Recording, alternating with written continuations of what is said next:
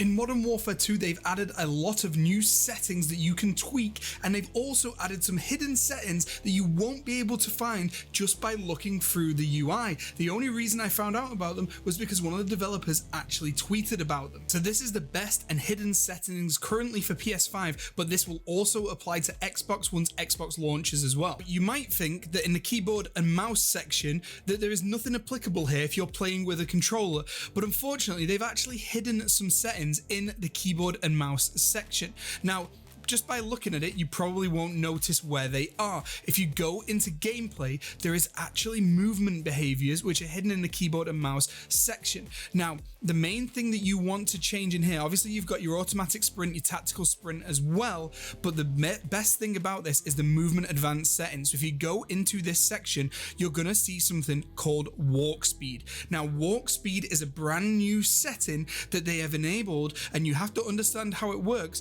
because it is to do with footstep audio. So basically, if you have this set to 25 or lower, you are going to have completely silent footstep audio, which is incredible. You don't have to crouch, you can literally just walk and you're going to be silent. Now, the problem with that is obviously you're going to be walking very slowly.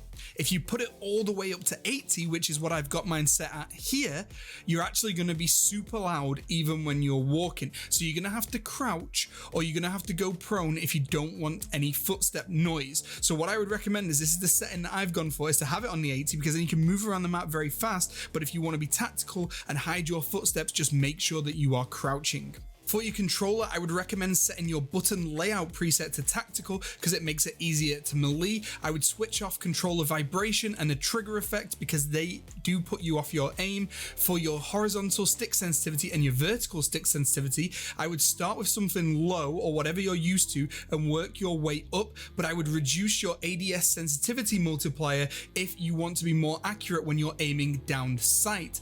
I don't change anything else in here. I leave everything else the same. In gameplay, again, I don't change anything too much, but as you come down, I prioritize reload because I find that is way better when you're trying to press X wherever it is that you're trying to press it. I also switch the armor plate behavior to apply all, although I believe that'll only apply in Warzone 2.0 and not in Modern Warfare. Now for aim assist, I've only recently adjusted to this, but I do have aim assist on. I have a default aim assist type, although if you're a bit of a newbie, then I would say switch it to focusing, and if you're a bit of an expert, I would switch it to precision. Now make sure you have your aim response curve type to dynamic. Now dynamic will allow you to snap onto people with little flicks, so once you practice with it, it will be really good. Now you can change your sense multiplier for when you're focused, which is when you're holding your breath aiming down sights, or you can change it as well for custom sensitivity for different optics. So if you want to do that, you can do that. I personally don't. I leave those as they are. Inputs on your dead zone,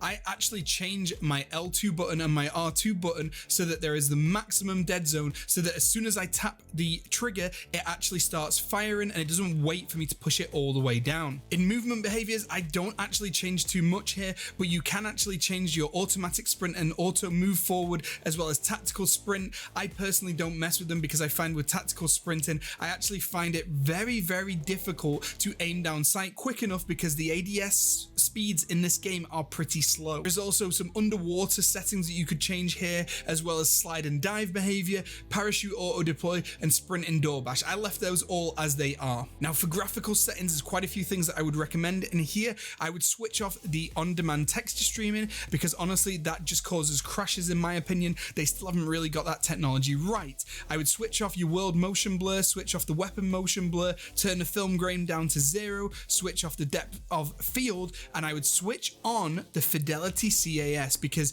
this actually will help make your screen look sharper and it will look a lot better. Now for field of view, obviously you can set this to whatever you want. It's great that they have the field of view slider for every single console. I have mine set to 110 and I found that that is actually the best balance for myself, but you can obviously set it to whatever you like. Just make sure that when you do that, you have your ADS field of view set to affected. Otherwise, you're going to get a weird field of view when you aim down the sights with certain certain scopes. For audio settings, I would recommend picking whatever you are using, whether you're using headphones or headphone bass boost. Headphone bass boost will actually make the footsteps a little bit better, a little bit easier to hear. I would have your master volume cranked all the way up. Turn that music and dialogue volume down because you don't really need that, but I would turn the effects volume all the way up because they are going to be what the footsteps are. And it has been confirmed by the audio developer from Infinity Ward that footsteps make different noises depending on what texture you are walking on. So if you're walking on grass, that will make a different noise than if you're walking along stone. So keep that in mind when you're trying to listen to where people are coming from,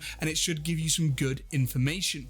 You can also set settings in the new quick settings menu, which they have just here. And if you save stuff in here, what is going to happen is it's going to be very quick for you to change things like your sensitivity as you're playing the game, which should enable you to tweak it to get it to the perfect spot. Leave a comment down below what sensitivity you play on, and if I've missed any of the best settings, make sure you do let me know.